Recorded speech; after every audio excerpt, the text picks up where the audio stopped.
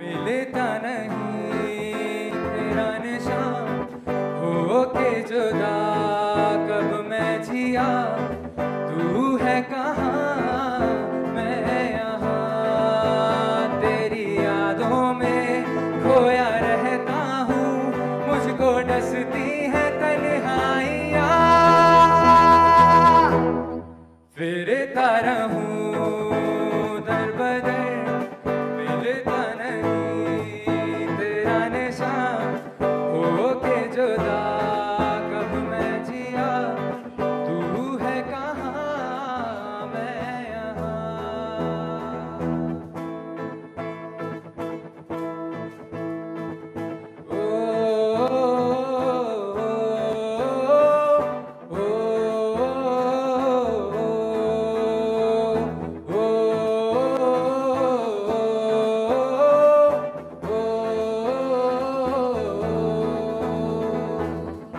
Thank you very much. Thank you. Thank you everyone.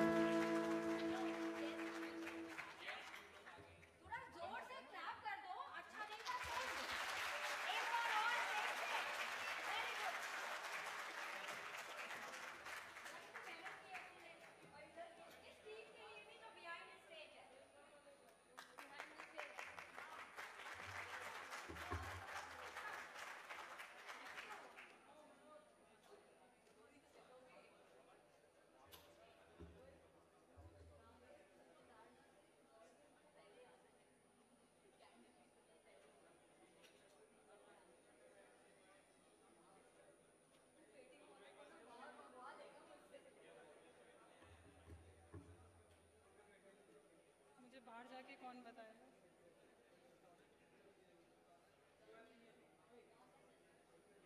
Ma'am अभी आप भेज दीजिए क्योंकि बाहर है। अभी आप भेज दीजिए।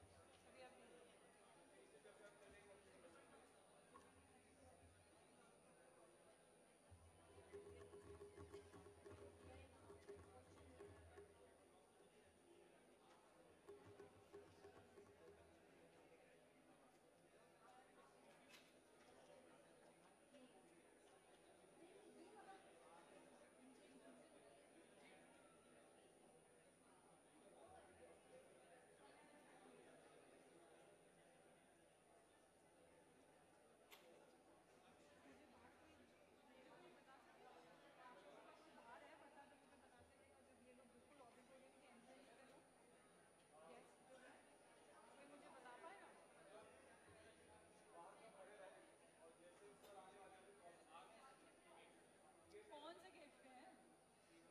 बस वही ठीक है।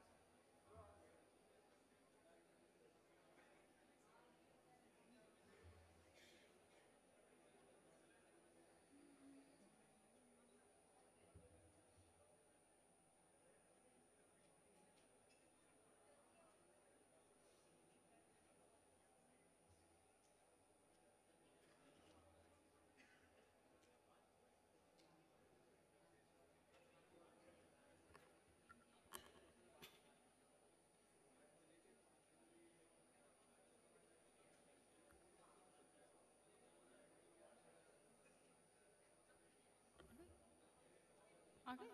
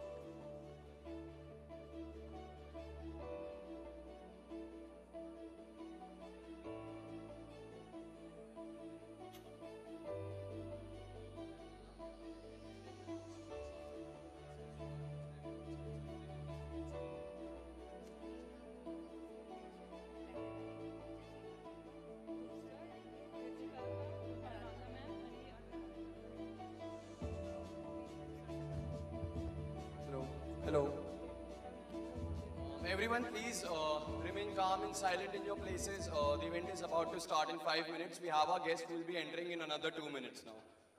So everyone, please remain quiet.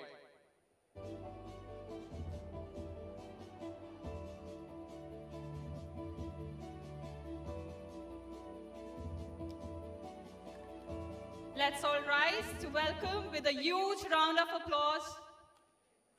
Let's rise up, please, guys. Let's stand up and welcome with a huge round of applause our esteemed guest for today, the man of the hour, Mr. Vijay Shekhar Sharma, founder and CEO of Paytm, Ms. Kritika Bhandari, moderator of today's event, Honorable CEO, Sir, Dr. Dhruv Galgotia, Honorable Director Operations, Ms. Aradhna Galgotia, Honorable Advisor to the Chancellor, Dr. Renu Luthra.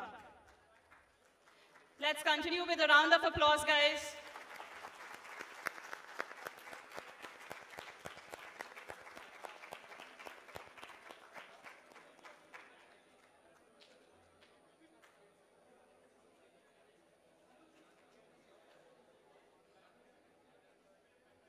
Namaste and good afternoon. I feel honored to heartily welcome our distinguished dignitaries, our Honorable Chief Guest, Mr. Vijay Shekhar Sharma, our moderator of the day, Ms. Kritika Bhandari, to the Galgotias University. I also warmly welcome our Honorable CEO, Sir, Dr. Dhruv Galgotia, Director Operations, Ms. Aradhna Galgotia, to today's event. Now I would like to invite Honorable Chief Guest and our other esteemed dignitaries on the dais to light the ceremonial lamp.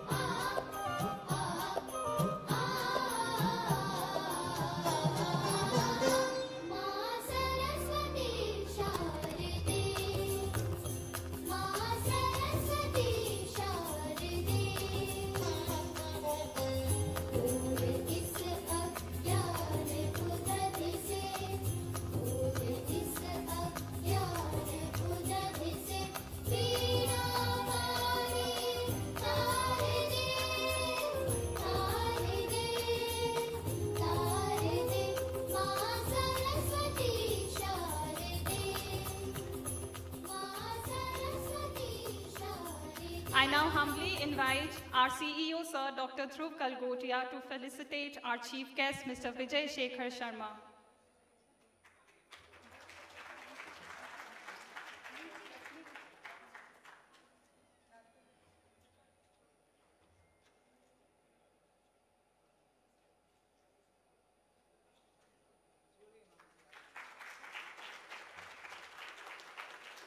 Honorable Director Operations, to please felicitate Ms. Kritika Bhandari, our moderator of the event today.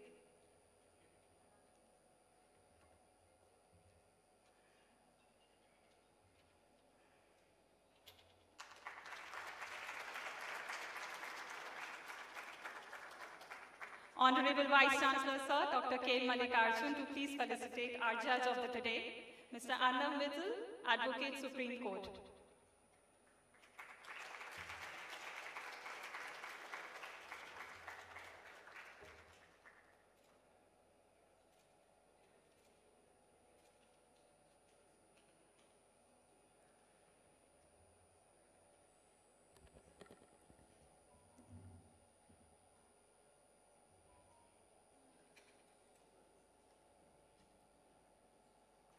New India Junction, is an online YouTube channel that acts as a conversation channel between the change makers of today and the leaders of tomorrow. We are supported by Bluecraft Digital Foundation, a think tank in public policy. The two popular programs of this channel with more than 1 lakh subscribers are Real Story, hosted by Richa Anirudh, a renowned journalist of Zindagi with Richa fame, and the New India Junction podcast, Another Pearl in a Bag, which has hosted pioneers like Vikram Sampath, Sanjeev Sanyal, Shamika Ravi, and RJ Ronak. The New India Debates is a new property of New India Junction that is creating a platform for the youth to debate and brainstorm ideas on nation building. This 20-episode series will be shot across campuses in India and will finally culminate in a national championship hosted in Delhi in the first week of November. Now presenting the moderator of the debate and the event, Ms. Kritika Bhandari, a lawyer by education and an educator by heart and soul. She is the founding member of Vijay Bhumi University and IFIM Law School. A regular columnist in leading publications, she serves as a member of Central Academic Advisory Committee of NSDC and is member of the Young Leaders Board of the IRM affiliate.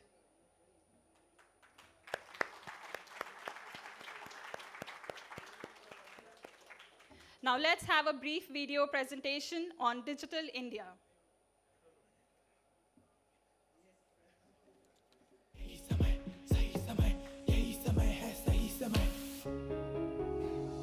यही समय है सही समय है विचारों का मैदान बोल दिखाओ अपनी भाषा में सब है तैयार राइट और रॉन्ग में क्या डिफरेंस है दे दो अपना ज्ञान let everyone around you know what it's time for सही समय है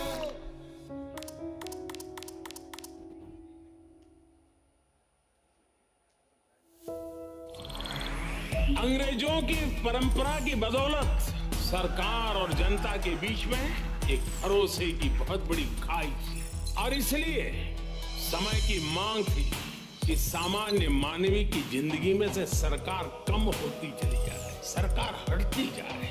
minimum government, maximum governance. 1st July 2015, the country saw a dream. I dream of a digital India where high-speed digital highways unite the nation. I dream of a digital India where government is open and governance is transparent.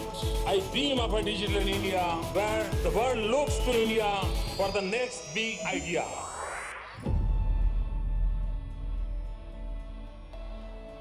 The government has leveraged technologies to transform the landscape of governance and reach the last mile. The Government of India's Aadhaar has enabled the registration of 95% out of the 142 crore population.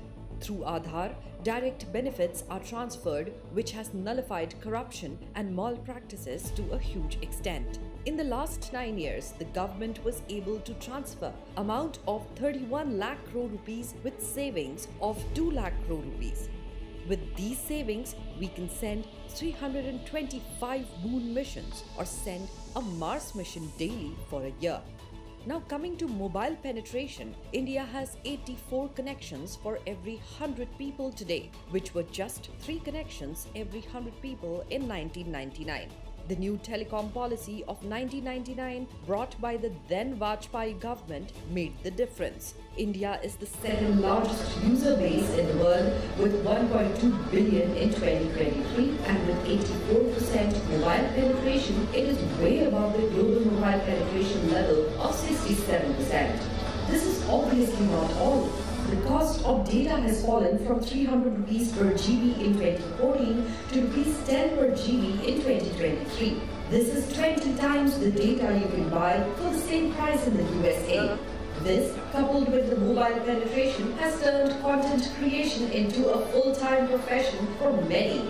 And there are new age social media stars coming from the Tier 2 and Tier 3 towns of India. To make the point hit a little harder, rural rural India has 20% more active users than urban India. The payment systems coupled with the mobile penetration has transformed the whole landscape of transactions in the nation, with everyone from a shop at a posh mall in the coolest neighborhood to the tea seller by the road using the technology, with India surpassing all nations in the world in the volume of digital payments. In 2011, China was 4 times ahead of India in digital payment systems, but till 2018, India took over China. In 2022, with 89.5 billion, which is more than 5 times the number of transactions in China. UPI is available in 11 nations now, and guess one of such places? The Eiffel Tower in Paris. The Pradhan Mantri Jan Dhan Yojana has been a game changer for financial inclusion. Under the Pradhan Mantri Jan Dhan Yojana, over 500 million bank accounts have opened in the last 9 years. It would have taken 47 years for 80% of adults to have a bank account. But through digital infrastructure, India was able to achieve this coverage in 2017.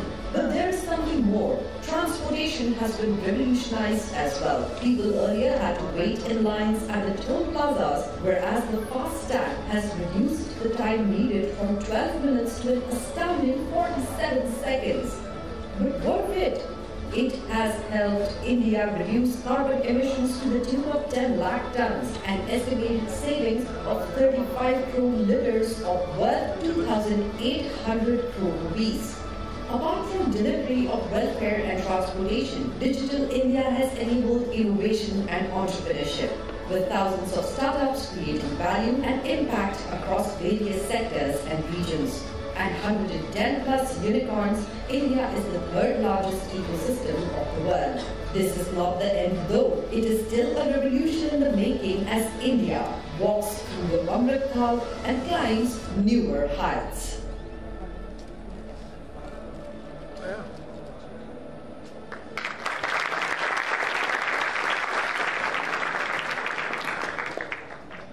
A very good afternoon to one and all present. How are we feeling today?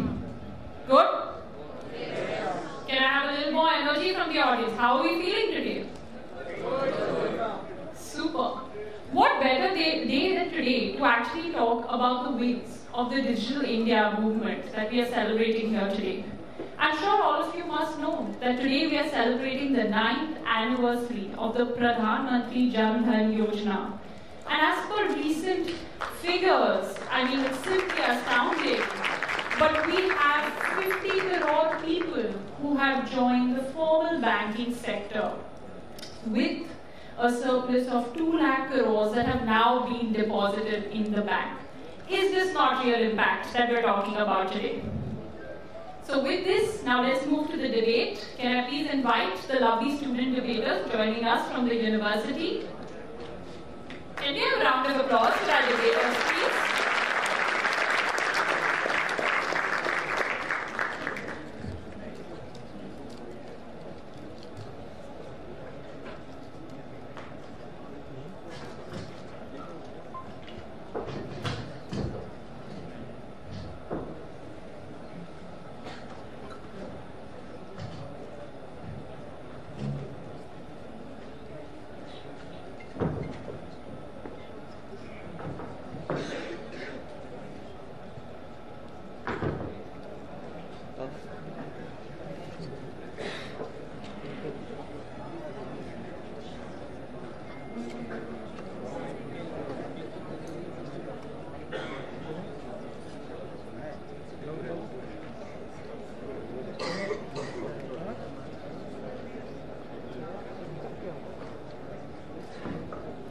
We need to have a round of applause as our debaters get on stage.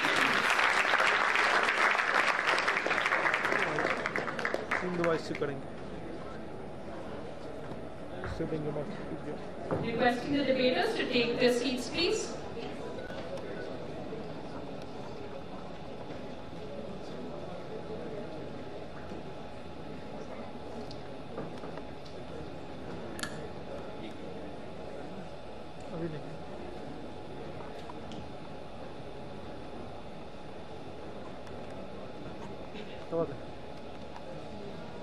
The stage is nearly set for us to start start this verbal battle today.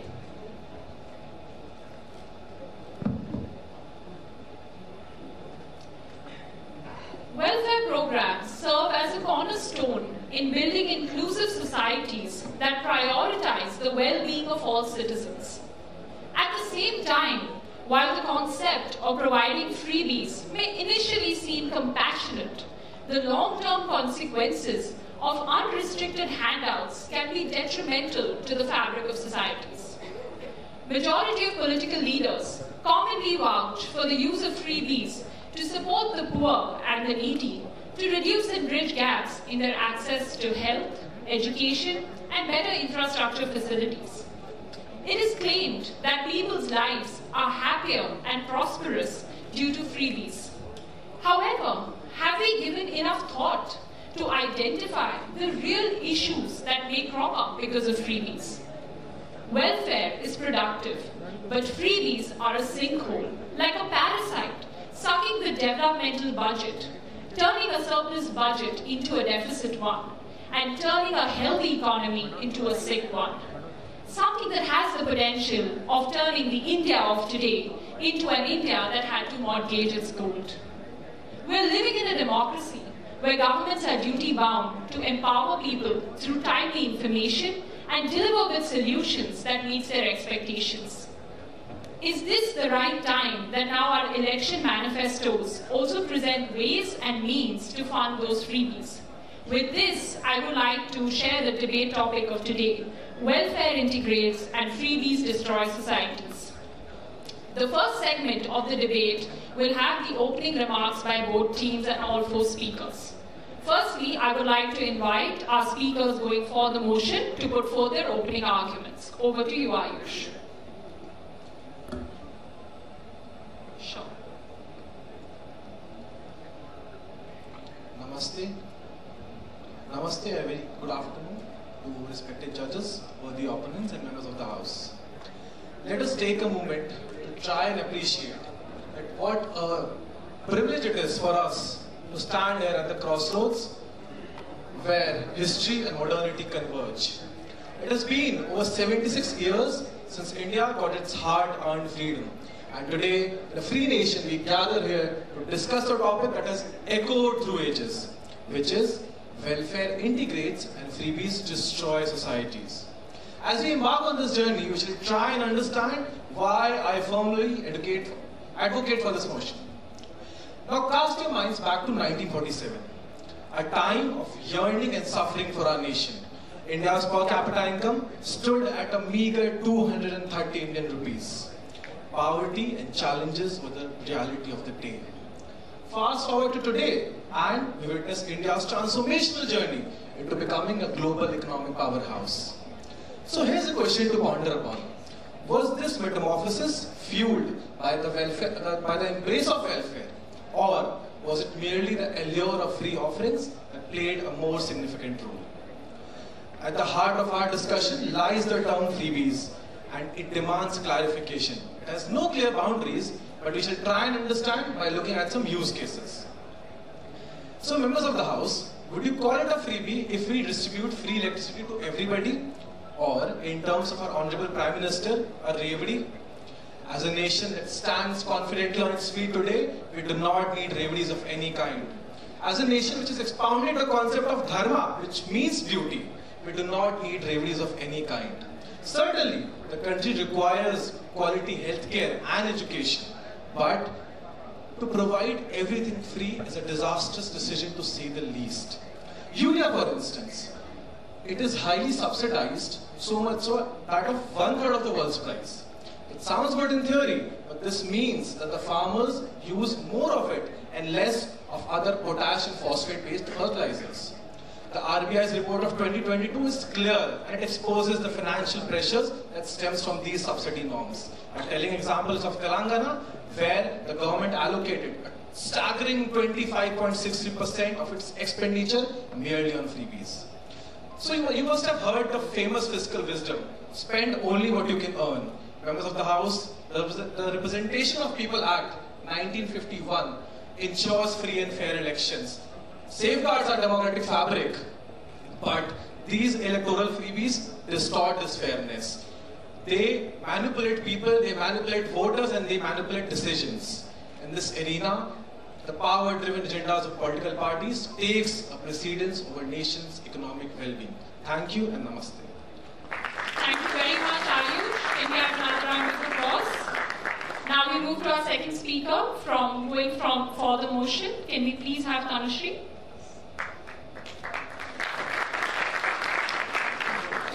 Namaste, honorable judges, my worthy opponents and members of the House. I am Tanushree Bhatt going for the motion. So, as we all heard that my fellow speaker just dwelled into the pitfalls of freebies, I would like to continue by pointing out that we must consider the perils of providing free products to the people. Members of the House, remember, the pursuit of victory must not come at the expense of our economic vitality. And that is why it is very important to make a fine line between legitimate welfare spending and the pre-opportunistic allure of freebies. Yes, with an exception of providing essential services during the times of natural disasters. Now, members of the House, if we look at our world's tape history, then Scandinavia's transformation stands out the most. Let's consider the example of this country called Sweden. A country once grappling with poverty now stands as a beacon of inclusive development. Can we just think, how was it possible? It was all thanks to their welfare-driven programs and policies. And in contrast, if we compare this to the stories of Zimbabwe and Venezuela, where obviously freebies took the lead, what was the result? The nations were plunged towards an economic turmoil, and it was all due to their reckless land redistribution policies, which resulted in economic collapse, and there was food scarcity as well as the widespread unemployment. Now, members of the House, one compelling evidence to my previously said statement lies within our own nation, India. We all have witnessed the transformation of Kerala over the years. And again, I ask you to think, how could it have been possible? It was all due to their amazing social welfare programs that were launched by the government, and it actually showed a wonderful performance by raising the social indices as well as the Human Development Index. So in conclusion, I would like to say that the message still resounds that welfare integrates while freebies fragment. And our motion encapsulates this understanding that the prosperity flourishes only when comprehensive development surpasses fleeting appeasements. And if we talk about welfare, then welfare plants the seed of strength, resilience, and shared prosperity. It rises above short-term gains while ensuring the long-lasting societal growth. So let us embrace this insight and pave the way for a future where welfare leads us to the new horizons of integration. So with this, I would like to rest my case for the motion. Thank you so much. Thank you very much, Tanushree. I think the team going for the motion has set a very strong case for their side. Now let's invite the other side to put forth their case. So if we could have Devansh, please.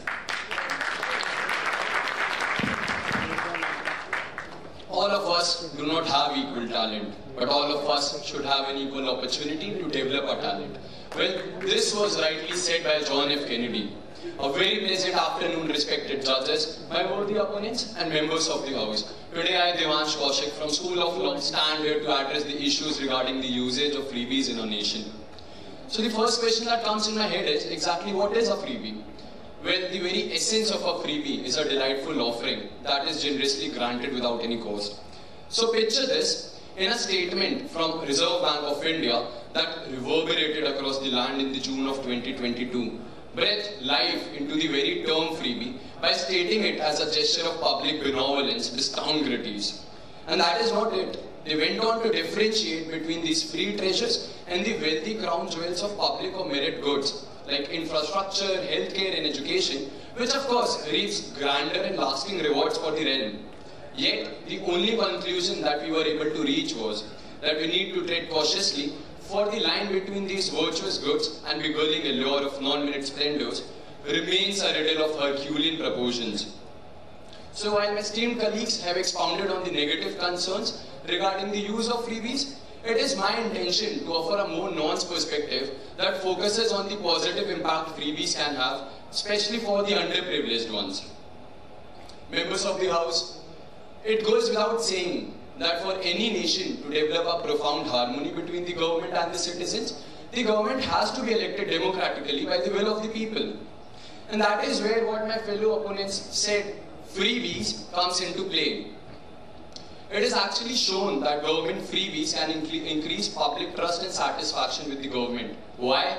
Simply because they show the accountability the government has towards its people. It is not only that, it goes on to also show that people can turn out during the election if you are giving them the rewards that they actually require and what they can use for their productivity. It can also go on to become a medium of communication and dialogue between the government and the citizens that not only increases transparency but uplifts the very spirit of the democracy in our nation. I would like to remind everyone of the fact that economy plays a vital role in the development and upliftment of the standard of living in any nation.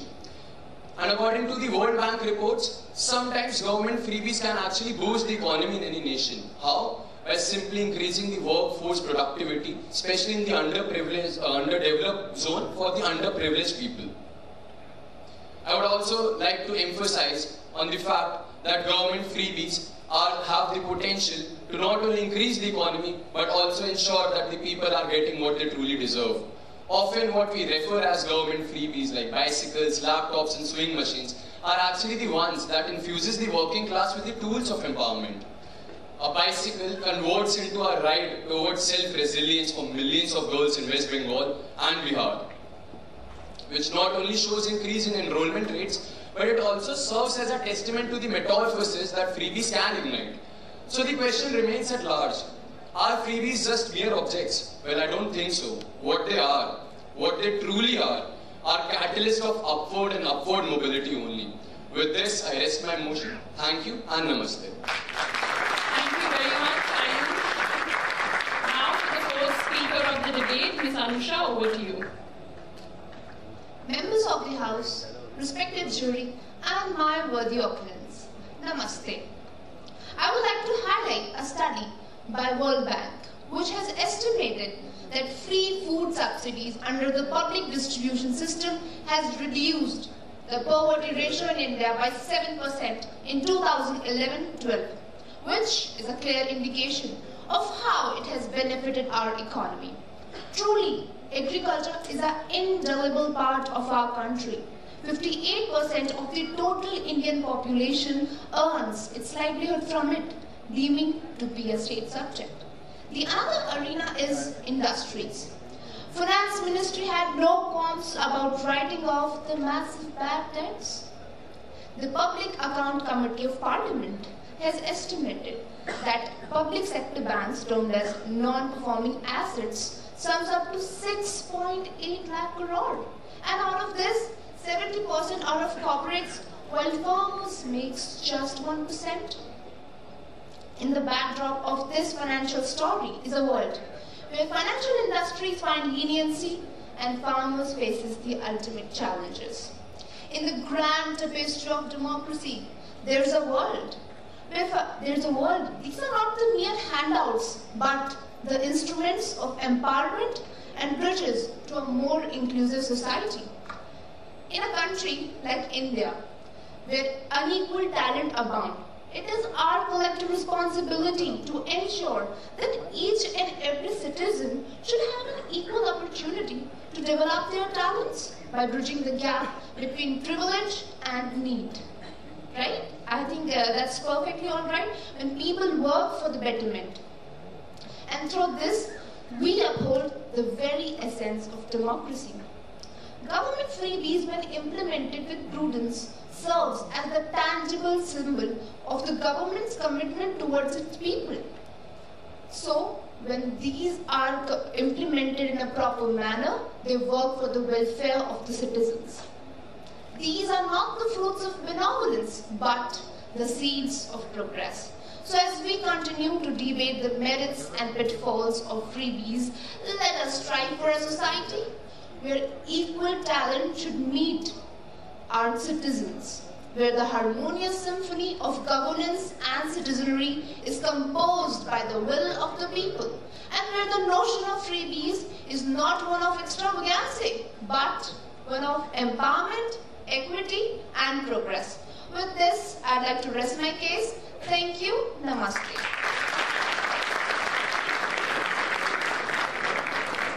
I'm sure the audience resonates similar feelings as me, that this debate is surely going to be neck to neck.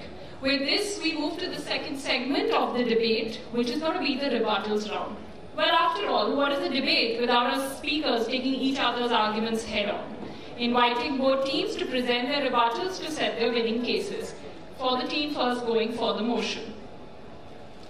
Okay, so as my opponent mentioned, you mentioned about freebies increasing social cohesion and reducing inequalities in society. But let's say if some government provides freebies to a specific set of people or to a specific set of audience, is it not increasing sort of difference in social classes and gaps? And how do you defend that? People see that some people are being provided freebies, but others are not. So whether or not the people who are not being provided, they deserve it or not, they see it in a way that it's a sort of a divide between, it's a sort of a mental divide between the classes. How do you defend that?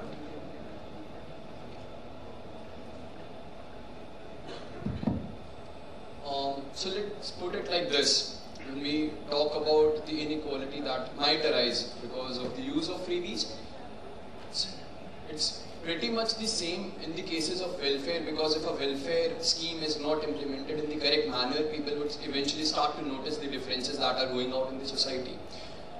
And the problem is, when we think about freebies, we consider it like this, that freebies are evil, they are a taboo, they should not exist in the first place. Why? Because they're free, right? But that is not the case. The right approach in this scenario is how we can ensure that the freebies are actually being delivered to the people that actually need them. So the question is not this, that whether we should use freebies or not.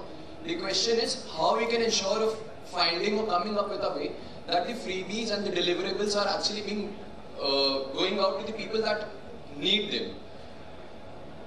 I'll just cite an example. I'd like to cite another one. So, taking example of a midday meal, for example, and you see, in a way, it is also a free meal that is being provided to the children. But when you look at the bigger picture here, the life expectancy would increase, the nutritional values that are needed in them, they're being fulfilled. Their health is not being sacrificed. Why? Because are we giving them a freebie, or is it a welfare? So there's a very thin line that needs to be ensured is not being played around with. We need to ensure that the line is not being crossed and the freebies are actually going in the right direction and is being implemented in the right manner. And which is pretty much the scenario with the welfare schemes as well. Because if you notice, there are multiple welfare schemes which have been implemented, but they did not yield any fruitful result for our nation. So in the end, I'll just encapsulate by saying that it is the approach that matters, and the question, as I like to repeat, the question is not if we'll be able to give freebies or not. The question should be how we give them to the people that actually need them in our nation. Wonderful. Can we have the next set of speakers with the rebuttals?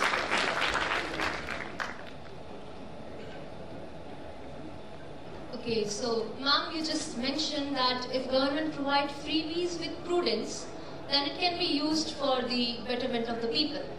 But my question is, the actual thing that is happening with government, they are not taking in consideration this prudence thing. As we can see in Tamil Nadu, the government was distributing even mixer grinders and the jewelries in the name of freebies, which are not the basic necessities of life. So what is your stance about this? What should be the thing which should be distributed as freebies, and how can we ensure that it reaches to the correct person, to the right person? So in that case, I believe that right approach in implementing anything, be it freebies or welfare scheme, matters. So I'd like to highlight that in 2010-15, 10 to 15, in Assam, free sewing machines were distributed. And those sewing machines were actually used by women for the professional purpose as well. They became financially independent. So they actually helped them in their financial upliftment and women upliftment as well. And it's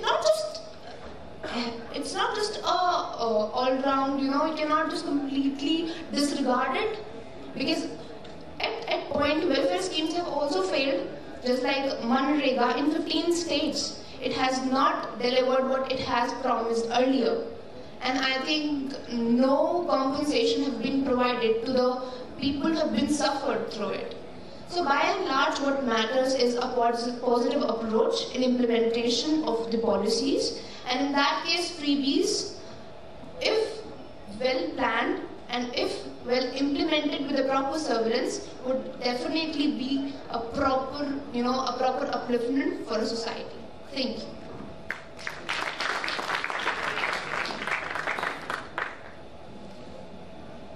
Please go ahead.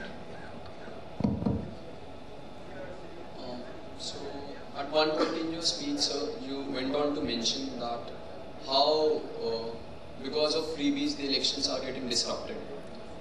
So, my question remains, is it the problem because of the freebies, or is it the problem that the government parties, the parties are making false pretenses and false promises to the citizens?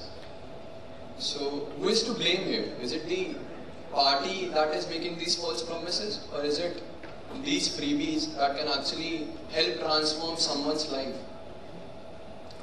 Okay. So let's look at it in this manner. Probably some of the parties deliver on their promises of freebies. That too, there is a problem that we don't know how much of the. So we have the example of Telangana, where the government actually spent around 25% of the expenditure on freebies itself. So even if they do fulfill their promises, it's not just about false promises. It's about, even if they do fulfill their promises, it's more of a worse thing that they fulfill their promises, because then it goes on to destroy the entire economic setup of the state. So in a manner, it's also the problem of political parties, but it's mainly the point that when freebies are being fulfilled, they go on to disrupt the economy of the entire place rather than uplifting it. We have the example of Andhra Pradesh and Punjab, wherein they are highly indebted states and still the freebies exceed 2% of the entire makeup of their expenditure. So in that manner, when freebies are being fulfilled, whether or not, by how much, it's a different case, but they actually go on to disrupt the entire economy of the state, of the country, whatever the scale is. So yeah, that's that. Thank you. Can we have the last set of rebuttals now?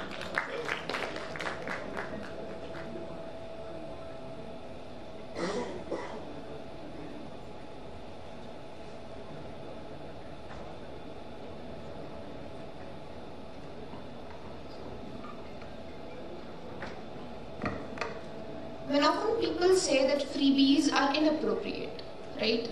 But freebies have constantly helped in uplifting the marginalized.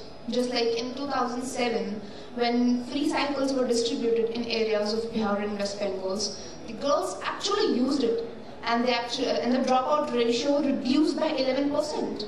So in that sense, freebies have helped in so many ways. So how can you say that freebies have completely harmed our society, while welfare schemes also have failed in so many ways? Okay. So as you mentioned that the government freebies actually help the girls, I would like to, you mentioned the word marginalized. I would like to point out this thing. A person coming from a marginalized area does not know what is happening in the economic sector of the country. He doesn't know how the government budget works. He does not have any idea where the shares are going, what is the economy doing of the nation. So if the government is distributing any kind of freebies, but in a reckless manner, then it will look a good thing for a short-term manner, but what happens after the short term? To our audience, I would also like to ask this thing that if somebody provides you something for a day or a month, you will use it, you will feel happy, but what happens after that? Is there any data regarding that, like what those girls are doing? Fine, they got the bicycle, they went to their schools, but what might have happened after that? We have no clue. So I will say that freebies ensure the short-term growth, but not the long-term welfare of the people. And it should be government's responsibility to not provide reckless freebies to the people, especially coming from the marginalized area, because they do not have the knowledge of how the economy is working. But still, if government provides the well-constructed schemes, then the upliftment and the growth of society is possible. Thank you. Thank you very much. With this, now we come to the last segment of the debate. Can I please request our attendees to maintain some silence? In the last segment of the debate, I would like to request the teams to finally put forth their concluding points. Right? So as we are running short of time, we are just going to have the concluding stances that are going to be put forth by the team. So can we have one speaker each from the team giving the final concluding stance as a team on the issue?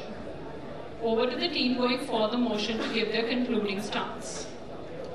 Yes. So in conclusion, I would simply like to say it's very, very clear that different statistics, different data across states in our country paints it clear. Whether it is freebies amounting from somewhere between 0.1% to 2.7% of GSDP, gross state domestic product, across states in India, or be it example of Punjab and Andhra Pradesh, highly indebted states having exceeding 2% of their expenditure on freebies. It is clear that freebies disrupt economy in a very major way. In some short term, in some short areas, in some very controlled manner, it is a possibility that we find some short-term gains, but in a very long-term, in a long-term run, in a long-term game, we don't see any sort of a fruitful development of a country, of a nation, and whatever the scale might be. So in conclusion, we would like to say that it's welfare schemes that matter, it's systemic changes that matter, it's proper point-by-point, step-by-step procedure that is followed for implementing anything that matters, and not short-term hikes of freebies. Thank you. Thank you so much. Now for the final concluding remarks from the team going against the motion. Members of the House, it sometimes brings me pain when we discuss the fact that the question that is always in the picture is whether freebies should be there or not. But in fact, the question should be how we can implement it in the rightful manner. That is the right approach that we should have. And that is the approach that I want to present in front of everyone today. So before I conclude, I would like to cite example of Tamil Nadu, where the midday meal started. And it is one of the best implementation that we have seen in generations in our nation. So I like to just remind everyone, just because if something is free does not mean it's wrong for us. At times it is actually a tool of empowerment. For us, we might not realize it. For us, it's just a laptop. But for someone out there in a village who has the capacity to learn from that laptop, it is the life-changing tool that he or she needs. And in contradiction to what ma'am said, that the underprivileged people don't know what is wrong with the economy or what is share or what is the GDP of a nation. So isn't it the wrong picture? Doesn't the right way is to make sure that these people know how our economy works? Isn't that the way we'll ensure that the people are actually getting to know the nation and how they can be part of it in transforming it? Not for just themselves, but for the generations to come. So again, I would like to remind everyone that freebies are not just mere tools that help you in the short term. When you think about it, the bicycles that the girls are using to ride to their school is the very tool that is helping them to change the world around them, and that is not only increasing the literacy rate in India, but it is also ensuring that the girls are getting equal opportunities just like men out there. In the end, I would just encapsulate by saying, people, member of the House, remember, change your approach towards the use of freebies. Make sure that the freebies are getting delivered to the right people. That is the motto the government should have, and that is the motto that we citizens of India should strive for. Thank you. Thank you very much to our articulate student debaters. I'm sure every attendee sitting here with me and hearing these wonderful arguments resonates feelings of awe and amazement for the wonderful debate that we have witnessed this afternoon. Can we please have another round of applause? Now, while our judge, Advocate Arnab Mittal, attends to the Herculean task of finalizing the results, I would like to move to the segment all of us have been waiting for, the interaction with our chief guest of this afternoon, Mr. Vijay Shekhar Sharma. Mr. Vijay Shekhar Sharma is an Indian technology entrepreneur who has played an instrumental role in revolutionizing the digital payments and financial services landscape in India as the chairman, managing director, and CEO of 197 Communications and its consumer brand Paytm. Under his guidance, Paytm is on a mission to bring 500 million Indians into the mainstream economy. He is a strong believer in the power of emerging technology and a true supporter of India's journey to become a fully digital economy. With this vision, Paytm pioneered the digital payments revolution in India by taking the QR code to every small shop in the country, and is now driving financial inclusion in India with offerings across lending, wealth, insurance, and more. He has been featured in the 2017 Time 100 list of 100 most influential people in the world by Time magazine.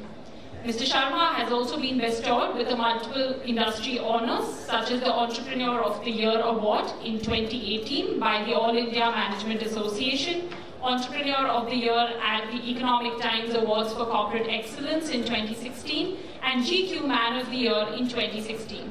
Presenting to you the Man of the Hour, Mr. Vijay Shekhar Sharma.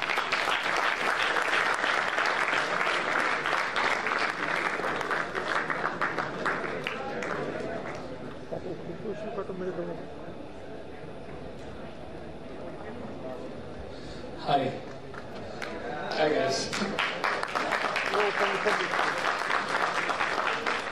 First of all, thank you for having me here. It's genuinely something.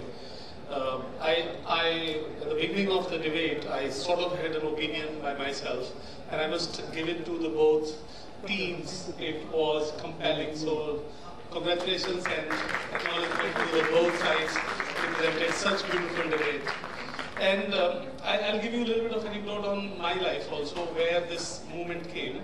So it's true that there is no doubt about it. There are times when so-called support of freebie ends up becoming the empowerment, and there are times when it becomes a waste. There is no doubt about it that till a particular stage, this is a blessing, and after some time it becomes not necessary or necessity. That's my opinion in a way, because I'm a student of college or university where my family did not have enough money to get educated, and I think the institute was supported in a freebie way because the education fee was so small, I wouldn't have been here. So I support that. At the same point of time, in my childhood, I wrote a 4-line poem when I was in class 10. A class 10 student. I was 12-year-old back way, class 10. So I'm one of those who just skipped early classes. And this poem that I wrote was in Hindi. मैं गरीबी हूँ, मैं तुम्हें चाहती हूँ, मैं तुम्हें छोड़ नहीं सकती क्योंकि तुम मुझे उससे ज़्यादा चाहते हो. And the intention that it said was that sometimes we take our pain as our success or obligation to stay in that. In other words, we don't try to break through the ceiling or the border that we are in front of, and instead we are very happy to say, oh, this is what I'm identifying with. So many times these freebies can become a habit for some people instead of empowerment to some people. So I support it till the time period. It is impeccably well said that it is an empowerment, and I challenge it at a time when it becomes like a more of a handicap, if you will, which is exactly what we do not want in a country which is becoming self-reliant more and more. So, congratulations to both sides. They were very, very well articulated. And it's a very interesting time in our country right now that we are in, because as you know, I mean, this is impeccable that as a country we've done something which phenomenally tough milestone. Landing on moon lending is when somebody becomes very smart, we say, "Tum kya rocket scientist ho?" So now let's just say that our country has legitimate rocket scientists who have gone to Mars, gone to moon landing. So 3 cheers for our country's heroes. I'm actually an engineer only. I'm not a business person, so I have a lot of different level of respect for people who solve for mathematics problem and engineering problem. So there is a special acknowledgement to what ISRO has done it. I feel so proud. And in fact, I want to tell you all that what my presentation and discussion that I have a little bit is, you have to understand that what state of life that we are in as a country. Remember that we all, for our last, as we know, we are in 76 years of independence, and there is this economy that has happened that we have inherited. Somewhere around $3 trillion, give or take $2.5 to $3 trillion, and that is what the economy is now. And as you know, there is a mathematics of compounding, where what you do gets doubled and the rate of interest, or, I mean, I'm sure most of us now being in a university know what compounding gains are. So think about this. Our fathers, grandfather, forefathers built something, and they gave us something in our prime of our lives. What they did in last 75 years, built $2.5 trillion to $3 trillion of this economy, and literally in less than 10% of that, 7 years of that, we would do the whole that size being doubled. Meaning, what took 75 years to build will be built in front of us in the next 7.5 years. You have to imagine the enormity of it, guys. You have to imagine the enormity and understand the impact that it will carry on all of us. I mean, this country is not an opportunity for just us. This country is considered an opportunity for the world. I come from the rest of the world to tell you this thing. Culturally, we have been taught by seeing internet and being Western movies, etc., and a lot of education that there is an American dream, if you will. I can tell you, this is the age and time that we are going. In next 5 years, our dreams will be called the Great Indian Dream, that many will come to follow in this country and be here. And it is happening in front of our eyes, guys. It is phenomenal. What has happened in the last 10 years, whether you talk about digital, whether you talk about empowerment to the upliftment of poverty, you cannot believe what has happened in this country for 10 years, because most of us are young. We were in schools or somewhere else. We did not have a, little bit of gauge meter, if you will, that what were we doing and what we are today. And I had seen it. I saw it because I graduated in 1998. I was one of those who could have been in US because there was a Y2K rush. Many of you may not remember. There was a bug in internet computers that when year 2000 happens, from 1999 to 2000, the systems could go boom. Because the system may not document a 00 in the last 2 digits. And that was considered year 2000 bug. And anybody who was graduating was देखो आप लोगों के campus में job के लिए लोग आते होंगे और हमारे यहाँ पे कहा जाता था कि कुछ कंपनियां ऐसे ट्रक भर के ले जाती थी लोगों को like I said, this engineering college graduate, so I'm quoting what post third year or fourth year job placement होता है. लोग कहते हैं कि ट्रक में भर जाओ सब लोग, ऐसे होता था. The demand of engineering graduate in 1990-2000 was so phenomenally high that literally everybody was there. Now think about it, that I could have been in US on that opportunity, but again, I mean, what do you do in the life, man, if you don't give it to the place where you come back from? I mean, it is very easy to live a life where you can have enjoyment and joys of everything, and I can tell you it will be very unfulfilling after some time, because there is no end to what joys can be, and there is no end to the satisfaction, and there is no satisfaction in just being a consumer. Indian mythology में Brahma Vishnu Mahesh 3 role हैं. एक व्यक्ति की life में और एक व्यक्ति 3 तरीके से रह सकता है different एस्पेक्ट में. Brahma creator, Vishnu manager and Mahesh destructor.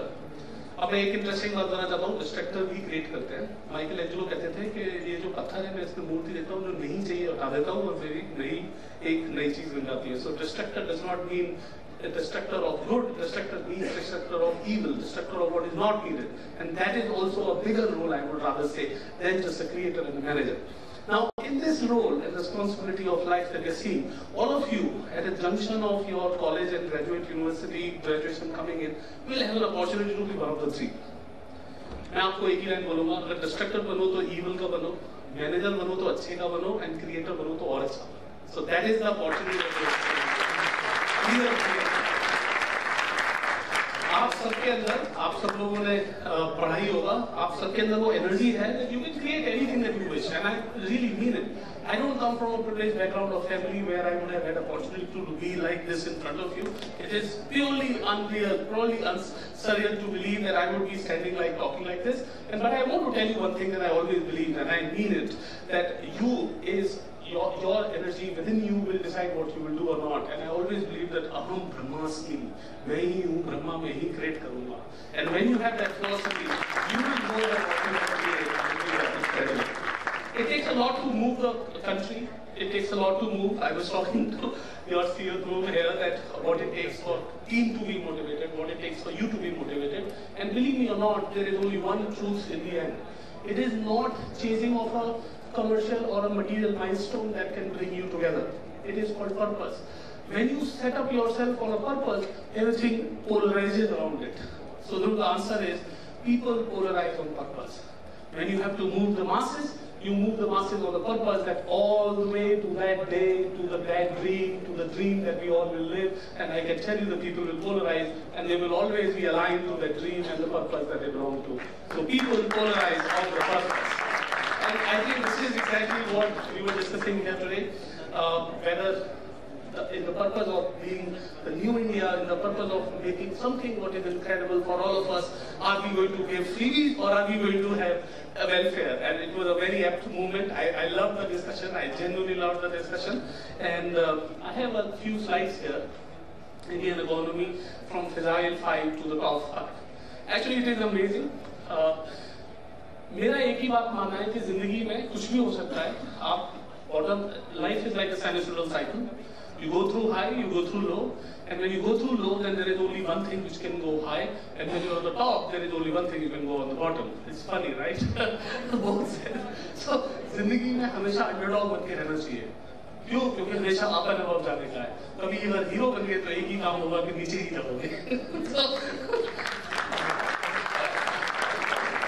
Underdog की स्टोरी है इंडिया, जो कि हमारी जिंदगी और हमारे लाइफ टाइम में हमें इसको, मेरी नजर में ये जो टॉप स्पॉट है, the world economy, the mover of the world economy. I mean, I remember that I was making this company. The core philosophy was, and I want to share this fact. कुछ लोग आपसे कुछ बोल देते हैं, and unknown to you, you are like, really? Are you kidding me like that? So this happened with me. I was talking to Mark Zuckerberg, Mr. Facebook, and Mark Zuckerberg had brought certain plan for internet, which was called free basics, which meant certain websites will be given free to the people, free topic, and the same thing. And his point was that let's give these websites free for some people, and that way the internet access will happen. And my theory was that the free does not solve for it. We should earn for it. And free is like a steroid, and muscle is like what long-term muscle is like your own. And I was extremely against it because it was splitting the internet in two parts. Somebody can decide who will be getting it, and somebody can decide who will not be getting it. So Mark was negotiating with me, and he offered me to be the person who decides what will be free or not. Actually, the problem is that it is the problem that there will be some will be haves and haves not. This split is what my problem is. It is not who will decide is my problem.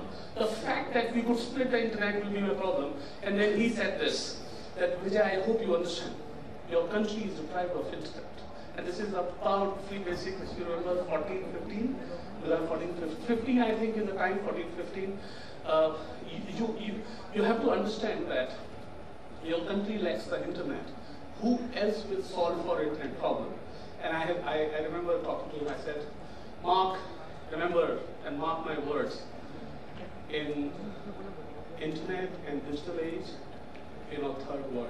We're the first world, and we will stand in that world. It is not, we're talking to the third world of the world.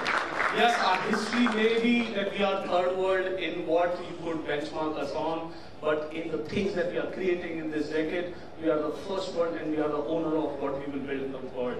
And that is my belief, which is when it brings Fragile 5 to top 5. You know, life can go through what? It is a commitment. It is a commitment that we will not accept unless it is at the top. It is shocking, and I want to share this once again, that it is shocking many a times that you work hard and your government and your people work harder than you work. Their aspirations go higher and harder than your good ambition. Guys, look at it. And this is where the opportunity is. It's rare that you would have an individual benchmark of somebody who is a political leader or a leader of a company, because country instead of leader of a company, right? But I totally want to tell you one thing. This is the opportunity for us of a lifetime here, where what we see is that the commitment for India from bottom to the top of the governance, and bottom meaning the last person who's there in the village or any other place where he's not got access to any basic services, is about there is a euphoria and excitement of creating something which makes us the top 5 economy. And I truly believe that जब हम सब बदलेंगे तब देश बदल जाएगा. That is This is the key points. This is a Fragile 5, and why we call Fragile 5. Fragile 5 मतलब जो टूट के गिर जाए. And we used to be part of that economy where basic things were not sorted out. We had to take debts from IMF, and they had to take conditions for business, opening market, and so on. And transition and course correction happened, and now we are the bright spot. Let's see how it happened. So Fragile 5 is where high current account deficit, fiscal deficit, foreign debt. इसका मतलब आपके पास अपने देश में पैसे खर्च करने के लिए नहीं है, और अब हम फायदे में सरप्लस में चले गए. ये भी एक फनी बात है कि it is rather rare for a economy to from being a highly deficit economy. जब भी कभी आपके लिए okay now I will give now towards the freebies thing. Let's think about it, this road, highways. Now the best part is that they are built for us as citizens, right? Where does this money come from? Because the rich subscribes to the tax and poor gets the benefit of it. Nothing wrong about it, I'd rather say. You should never take more than you can give kind of philosophy. So from there, from a current account deficit and fiscal deficit, meaning the country does not have money, and there were high inflation rates. Now this is important to know. Inflation is like what rate of change of every year prices. This is also interesting that inflation adjusts to the growth. So your growth has to be always going ahead of inflation. Otherwise, the same 100 rupee kept with you will become lesser next year because the prices have increased higher. So higher inflation means that you are now running behind. Your country's citizens are getting poorer faster than they are able to increase their own money and wealth. Now, Fragile 5 nations were point by investment from Morgan Stanley, and it meant Brazil, India, South Africa, Turkey, Indonesia. Did you see the hint here of BRICS except for Russia? And economic problem, policy paralysis, rating degraded, questions remain how to get out of the Fragile 5, and this is a big problem. मैं आपको एक line बोलना चाहता हूँ. I started this company in 2001, and it is so young company, and I have attempted to raise money in early days, which is 2001, 2, 3, 4, 5. First round of my money raising happened in 2007. Let me say 6 years, no fundraise from any private equity or other person. And in the last few years, I was able to raise money for literally the top of the pop. Everywhere, the top person or the toughest investor whom you could raise. I mean, we raised money from Berkshire Hathaway also, as you know. And the only reason that I was able to raise was not because we were outlier as a company. I simply had to say, you want to bet on India? That's a decision that you will make. And if you're betting on India, then we should be the decision you should make. That's it. We got out of Fragile 5 from the early days of it. Now, this is in those days 10%. We were very below par for so many markets. Current account deficits, GDP, very small GDP with a growth. So ये देखो, growth 5% है और inflation 10% है. तो इसका मतलब net 5% पीछे जा रहे हैं. हम 5 कदम आगे जाते हैं और 10 कदम पीछे जा रहे हैं. This is the slang that you can think about it. And this is from Fragile 5 to top 5. This is what happened. This is what happened. I mean, we have the economic growth, as you know, compounding growth. And best part is कि इस सब में पहले दुनिया China को देखा करती थी. कि China was the economy that became the back office of the world. You know, I mean, they were manufacturing literally everything, and America built them as a manufacturing capacity for everyone. But India did not have a pleasure and honor of becoming like that, just like that. We had to build it for our own self. We just learned how we are farming-led economy. We learned how we are services-led economy.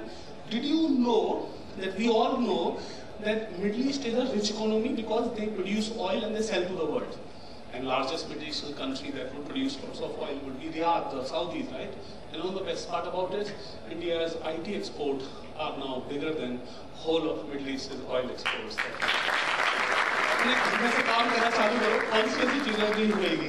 So this is one of those, and that gives us foreign reserves. And this is a benchmark of how a company gets at the edge of whether you will be able to do it or not. And this is also the case, FDI.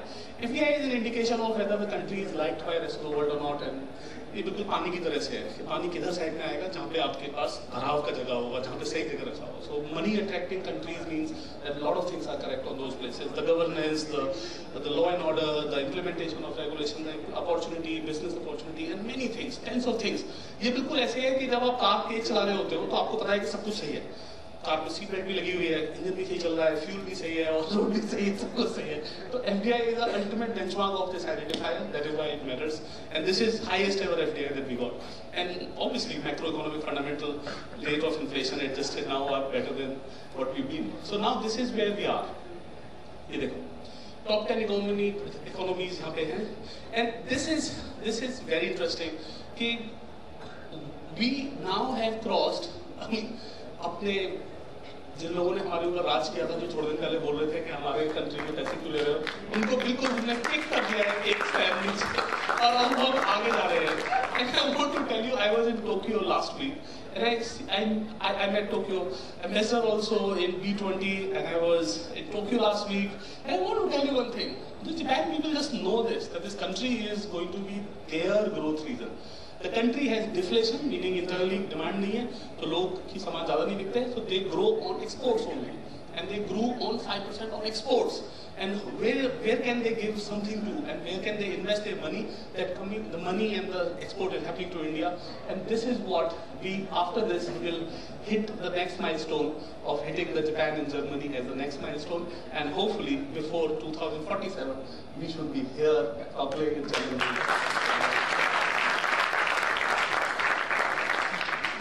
And अब हम fundamental बात समझते हैं. आप लोगों को अपने career में भी डिसीजन लेना होता होगा कि मैं क्या करूं जिंदगी में. अब यार जब आप बड़े शहर में हो, आपको पता है ये वाली बात. You are in Delhi, you are in a metro city of the country, you are in the capital of this country, and you are in a small city. मैं अलीगढ़ से हूँ, तो जहाँ अलीगढ़ के पास में हरिद्वार से हूँ, जहाँ पे के लोगों को पता ही नहीं होता कि आफ्टर 12 वॉट एक बुक की नाम थी. आफ्टर 12 वॉट हमने करियर क्लियर करा. उस क्षेत्र में होने के कारण आपको ये कभी पता नहीं चलता यार ये बहुत कमा लेते हैं, हम ये बन जाते हैं. Right? I mean, there are a lot of times. You like a James Bond right now. I can be anything. I can be an advertising professor. I can be anything. I can be this guy. So how do you decide what should you be? It's a very interesting sequence of things that you should know. So all of us understand. मैं इस कमरे में एक interesting demand पूछता हूँ. What do you think is the most consumed product that you will buy? खाना? Water? Is it water? Oxygen? Healthcare? Huh? It actually is money. जिसके पास पैसा है उसको भी पैसा चाहिए, जिसके पास नहीं है उसको भी चाहिए. जिसके पास काम कर लिया उसको काम नहीं चाहिए.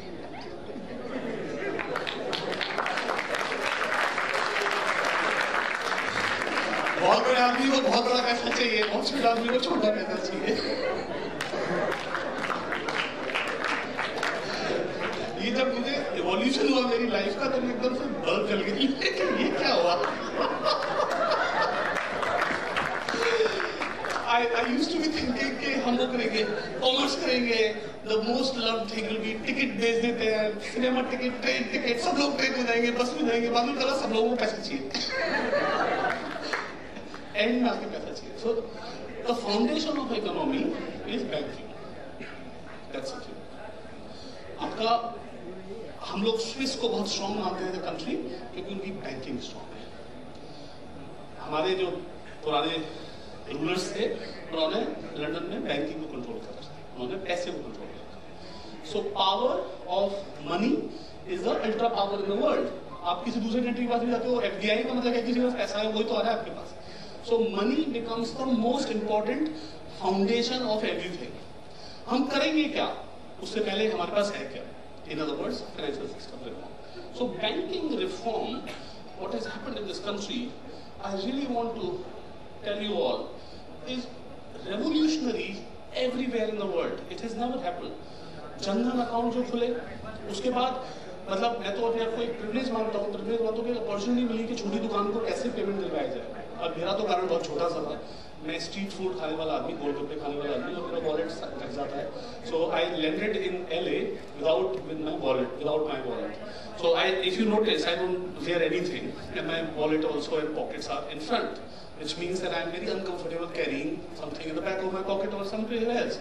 So I have actually left my wallet at places, and I was like, wow, what a problem in the world. Every pocket's got a phone, but nobody's got a wallet kept in the phone. So बहुत ही छोटा सा idea था. मैंने कहा कि अपने लिए solve करते हैं. और जब अपने लिए सॉल्व कर रहे थे, और अपने लिए सॉल्व करना था, तो अपने लिए कहाँ सॉल्व करेंगे? गोलगप्पे की दुकान पे. वहीं पे तो जाके पैसे देंगे. बड़े आदमी की दुकान पे तो कार्ड चलता है यार. वहाँ पे तो आप फोन से कुछ कर सकते हो, लेकिन छोटी दुकान पे नहीं होता. So with a self need, I also, by the way, also remember that coming from the background that I came from, I knew कि जो सबसे छोटा दुकानदार होता है ना, और जो फूड चेन में सबसे लास्ट में होता है, उसकी कोई फिक्र नहीं करता. Nobody wants to serve them because it takes time to serve them and bring them uplift before you can make money by serving the rich or the evolved person, if you will. So the total clarity that I had was that we have to solve for the last guy in the food chain. We have to solve for the person who does not get any attention. Inclusion means people who are on this side of the river of adversity to make them cross the river. And that is why we set a mission, 50 crore, half a billion Indian to the mainstream of economy. और ये कोई billion दिन धक-धक करो का target नहीं है. Random nuance number है. 500 million मतलब 500 मिलियन यूजर और मर्चेंट. इसका मतलब एक एक नंबर से काउंट करने की बात है कि उनको हम इधर से इधर लेके आएंगे. When they have it, this country's economy will have it. And that is exactly what drove the innovation, and I'm so proud to be in the time in economy where this is the core of the growth. Where the banking reform, whether you talk about payments, whether you talk about credit, whether you talk about Jan Dhan account, it's phenomenal. The world is envying us. And हमारा use case ना दुनिया के लिए है. आपको पता है ना उससे पहले क्या होता था? एक मशीन लगानी पड़ती थी दुकानदार के पास. वो मशीन $100 से नीचे की नहीं आती. बहुत बल्क में खरीदोगे $80-90 की आ जाएगी. यानी कि आप बोल रहे हो अगर आपको 100 मिलियन लोगों को लगाना है तो इतनी मशीनें फ्री में दे दो. फिर प्लास्टिक की कॉस्ट और उसके डिस्बर्समेंट की cost, huge cost. And I can tell you one thing, it is called Paytm model elsewhere when the shopkeeper has a QR code. Everywhere the QR code is, the customer shows up a QR code. Actually, the QR code which was so-called innovated in Japan and then it was innovated for payments in China. In China, the payment is that the shopkeeper scans the QR code and customer shows the QR. But it is only in India, only in the Paytm universe, where we launched the QR code for the merchant, and we chose that सारा technology और connection वगैरह हम consumer को दे देंगे क्योंकि उसको interest है. अब सबका problem ये था सारी financial services industry का, जो लोग यहाँ पे ये समझना चाहेंगे इसमें क्या rocket science part था, कि यार आप तो बोल दोगे कि payment हो गया, but वो कैसे समझेगा? तो उसका आंसर आपको मालूम है, Paytm पर 50 रुपए प्राप्त हुए.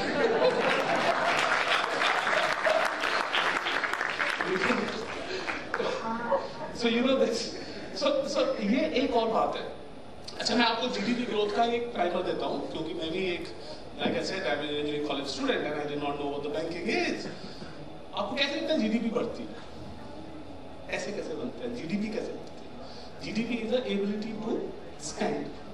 How will you do it? How will you actually grow the economy? So होता क्या है कि धूप ने मेरे को 100 रुपए दिया और मैंने इसमें से 70 रुपए सर को दिए. तो इकोनॉमी में कितने रुपए हो गए? 170 रुपए. बैंक्स पैसा प्रिंट करती है. Did you notice? This deposited money of 100, there is something called reserve ratio etc. math. इसका मतलब कि अगर ये पैसा लेने आए तो मेरे पास उतने रिजर्व में पैसे होने चाहिए. I can go as low as 70 and I can go as high as 90 depending on which state the bank is. So taking this 100 rupee deposited and giving 70 rupee makes the economy 170 rupees. This is how GDP grows. the access to credit will create the wealth of economy to the person who is at the tail end of this economy. उसको grant नहीं चाहिए, free भी नहीं चाहिए, उसको पैसा चाहिए. Boss opportunity दे दो करने की, तो हमारे हाथ में शक्ति है और हमारे हाथ में एबिलिटी है. आप हमें पैसा तो दे के देखो, हम आपको लौटा के दे देंगे. And that is what my father, who is a school teacher, would have a lot of his school people will come. Master साहब पैसा दिलवा दो आपके लड़के से. तो मैं उनको ये बोलता था कि आपने पैसे दे दो, लेकिन उनको ऑब्लिगेशन लगा देना रिटर्न का. Not because I need this money, but because they should always no ये ग्रांट नहीं है. देखो ग्रांट ना आदत पूरी करती है, क्योंकि लोगों को फिर करनी होती है. जब आप खुद अर्न करके खर्च करते हो और आपको रिस्पॉन्सिबिलिटी होती है कि you to return it, you will behave differently. And that is called the credit growth that you are talking about. And in this country we have seen this reform where the banks used to lose money. तो हम बात करें ना 6 लाख करोड़ का loss है, इसमें से कृषक को तो कुछ नहीं मिला, फार्मर को तो कुछ नहीं मिला, तो किसको मिला? बड़े आदमी को मिला. तो अब हम उसको कहाँ से हम उसको चैरिटी माने या उसको हम वेलफेयर माने? The answer is when the banking and the financial system serves for the last guy, that the economy of this country grows bigger and better and bigger and better, bigger and better. That is what the purpose is. And very clearly, I mean, I can tell you this, that the economy has dramatically changed.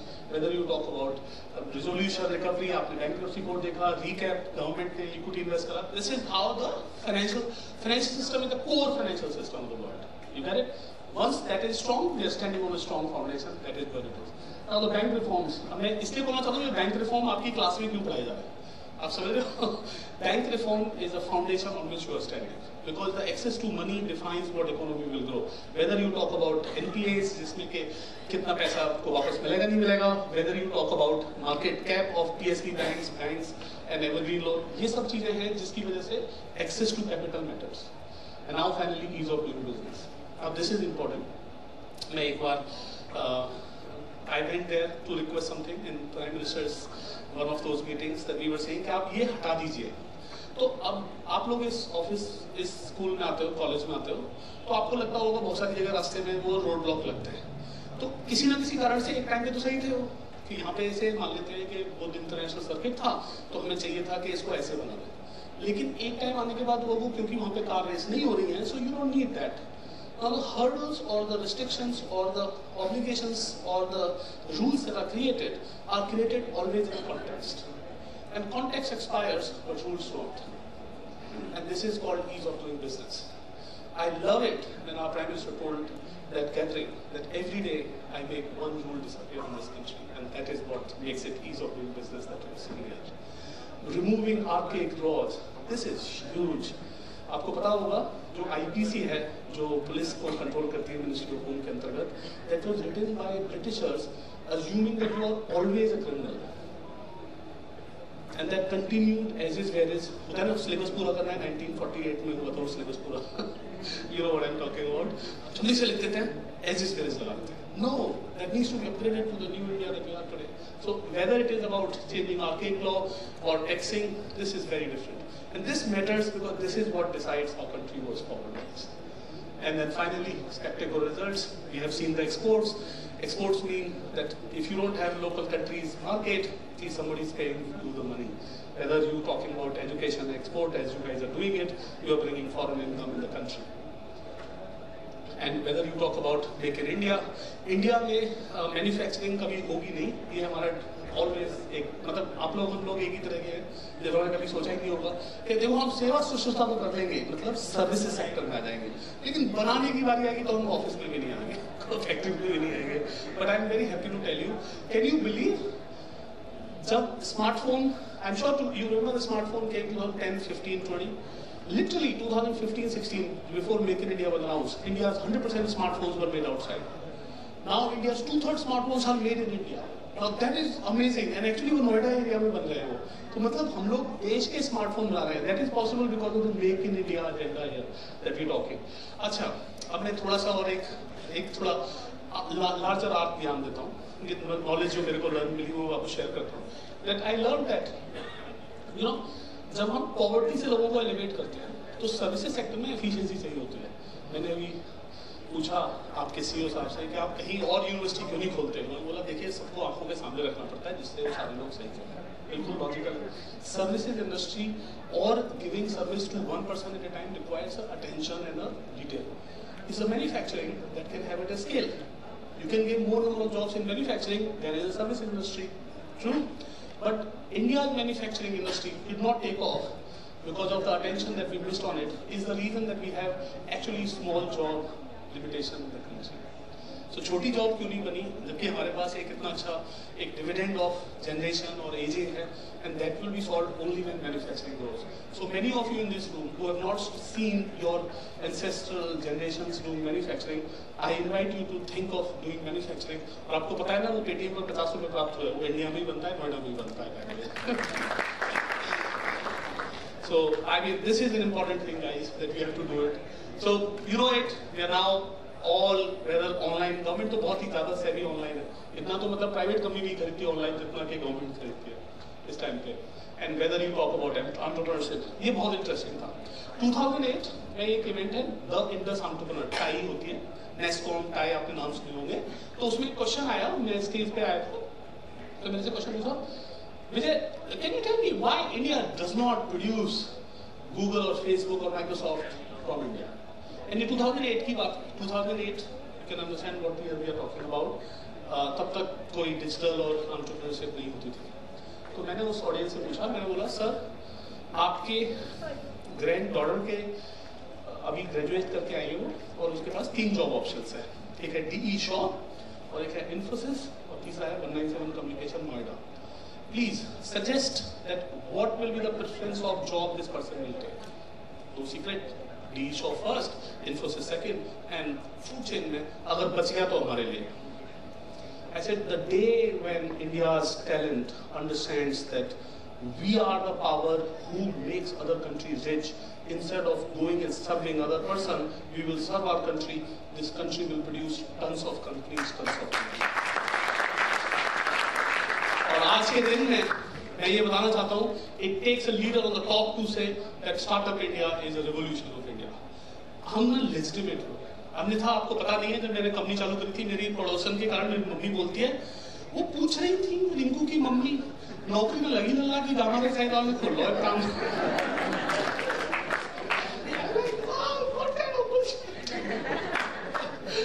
नौकरी में लगी. So ये जो हीरोगिरी है ना, देखो जब आप चेंज एजेंट बनोगे ना तभी हीरो. ये मेरा कहना है आपसे. So here it is. Manufacturing is again make in India. ये बहुत इंटरेस्टिंग है. This is happening near you again. We are on the road. And again incentive आते हैं बनाने के लिए, टैक्स लगेगा नहीं. This is again an opportunity. And digital India, this is my favorite. This is my favorite. This is my favorite. India's future is digital, and India's future will be on infrastructure which is digitally made. आप लोग, हम लोग जितना savvily smartphone को use करते हैं, our country becomes stronger and better. When you use Paytm, you make India stronger. That is what I pitched to people. This is for UPI payments, as you know. हर जगह पे Paytm, हर जगह पे UPI, हर जगह पे mobile payment, and this is what we have it.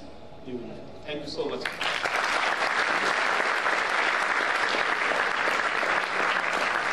Thanks.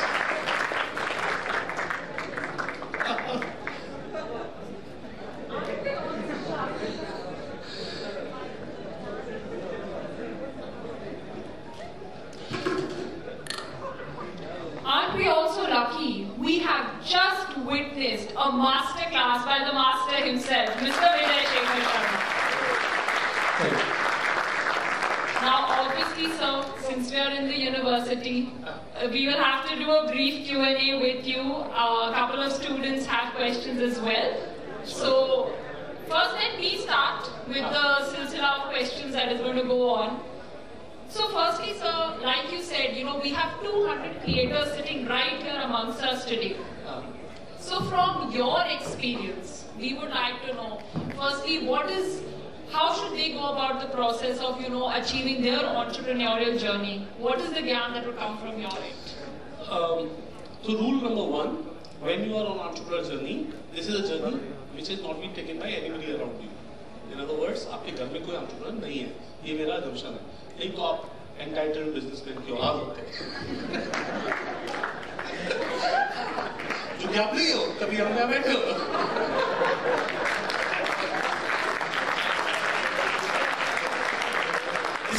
मतलब जिंदगी में बहुत कुछ होगा जिसका आंसर आपके घर वाले नहीं दे पाएंगे, और जिसका आंसर लेने के लिए आप अपने आगे पीछे के दोस्तों के पास जाओगे, लोग कहेंगे मैं तो बताया तू ये क्यों कर रहा है, बहुत बार बोला जाएगा।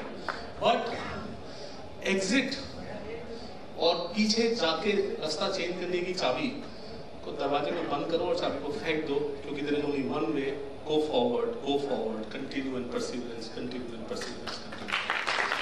कोई और नहीं। If you don't give up, then you become the hero. If you are ready to give up, then आज ही छोड़ो यार और किसी और चीज़ में। जब भी कभी आपको छोड़ने का और डर लगे कि ये क्या हो रहा है मेरी लाइफ में, तो आपको यही सोचना चाहिए, why did I start? I have to do this. Oh, you getting us? Thank you.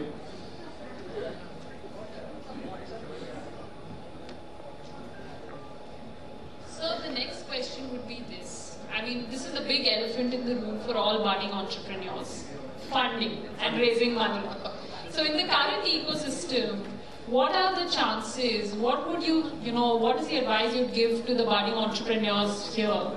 That, how do they go about the whole raising the funding for their startups? So raising money is a very interesting thing.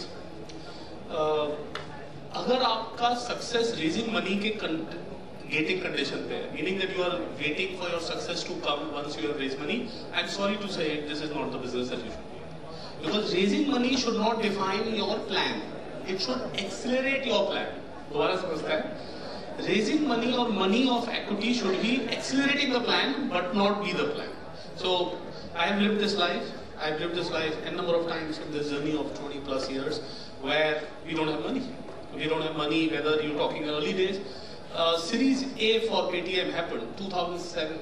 मतलब 6 साल बाद of starting. So I'm sorry. I'm not the one who chases the money. I chase the customer and the product. When you have attraction, people will come. That's very, very valuable insights there. So before we end the Q&A, I would like to invite our student volunteers. If there are any questions that the students would like to pose to Mr. Sharma, we have time to take one question. I think we have a question right there. Can we have the mic, please, for the student? I can hear you.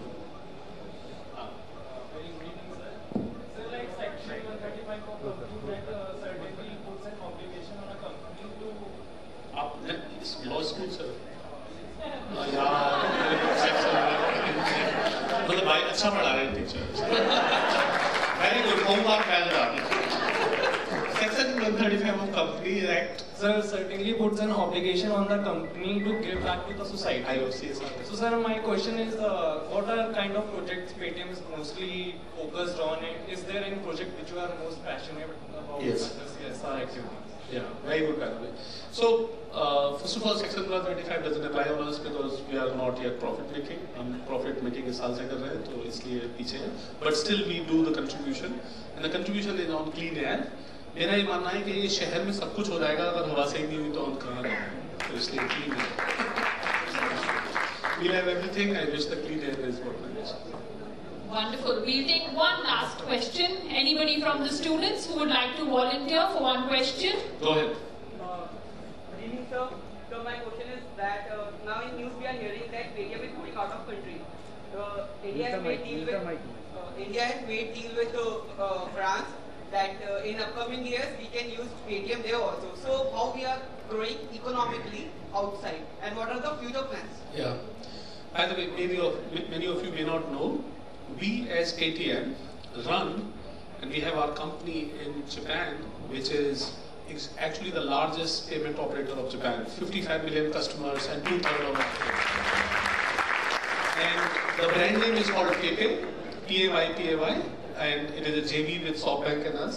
So we own equity and we run it out of Japan. So when I was saying I was in Tokyo, I do my team reviews there and so on and so forth. So first of all, I think the benchmark for our country's produce will be when the world becomes a customer.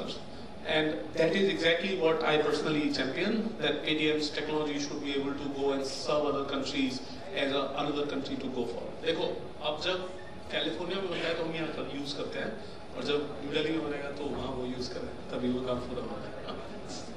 So yes, international markets. Thank you so much, sir. This is the spirit that is truly going to help India become the third largest global economy. And And now for the nail-biting results of the debates that everybody has been waiting for, can I please request our university dignitaries also to join us on stage for the prize distribution? Can we please have Dhruv-ji? Can we have Aradhna-ji, the advisor to the Chancellor, Professor Luthra, the Vice Chancellor?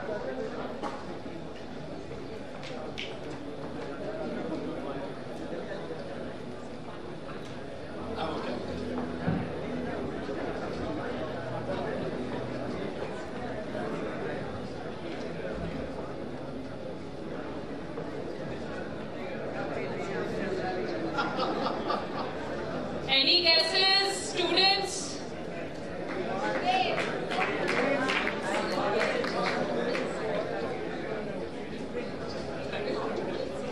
Okay, so the moment that we have all been waiting for, I would first like to invite the winning team to join us on stage.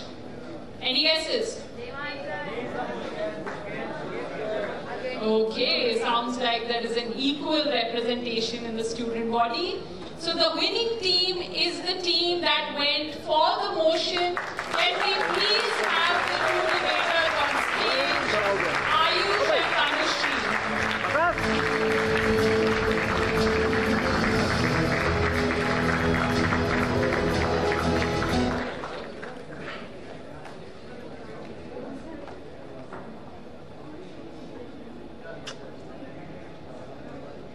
Can we please have our debaters on stage, Ayush and Tanushree from the winning team?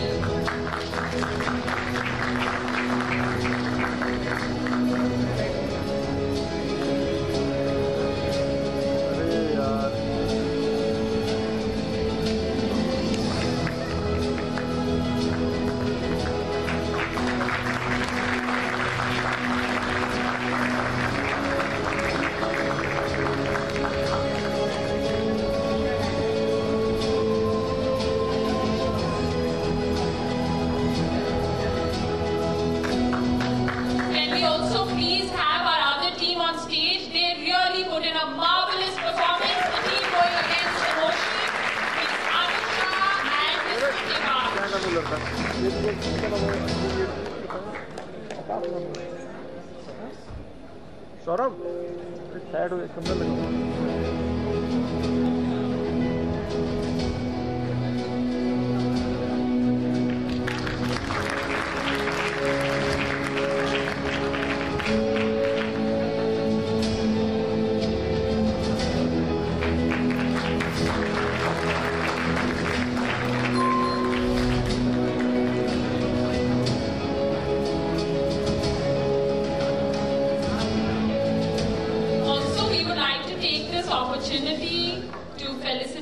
Chief guest joining us here today from New India Junction.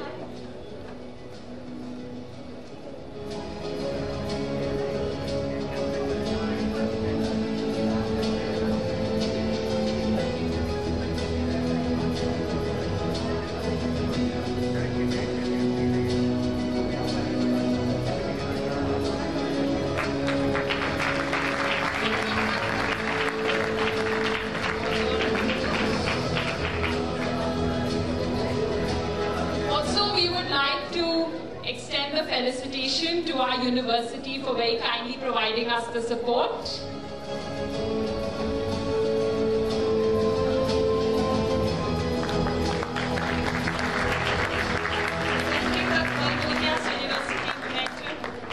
To our esteemed chief guest by our CEO sir and Director of Operations.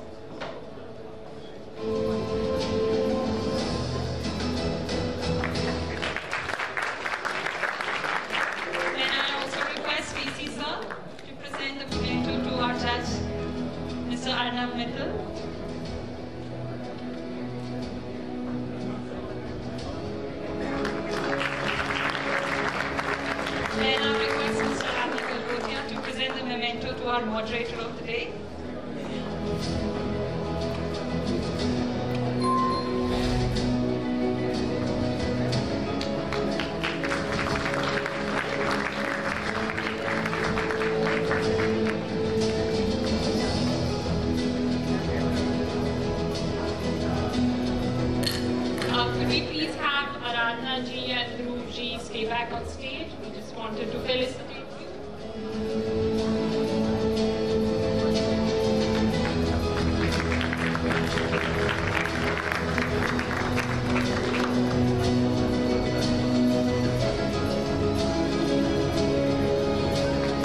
Thank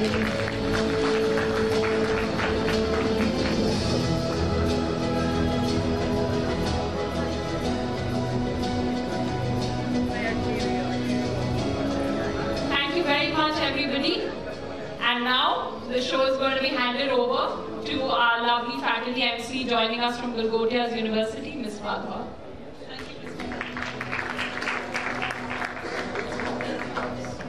Thank you, Mr. Vijay Shankar Sharma, sir, for your thought-provoking and inspiring words. It is with immense gratitude and pleasure that I stand before you today to extend a heartfelt vote of thanks to a visionary entrepreneur whose remarkable contributions have transformed the way we perceive and engage with the world of digital commerce.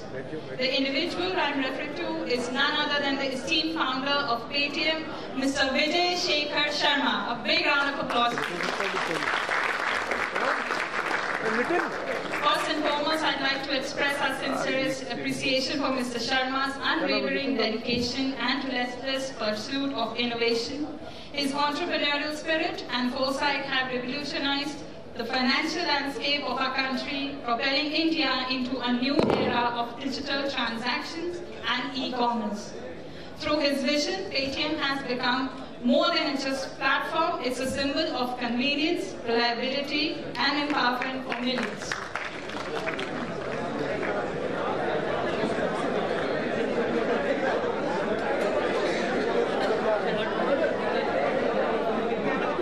May I please request the student to sing the Vande Mataram national song for us?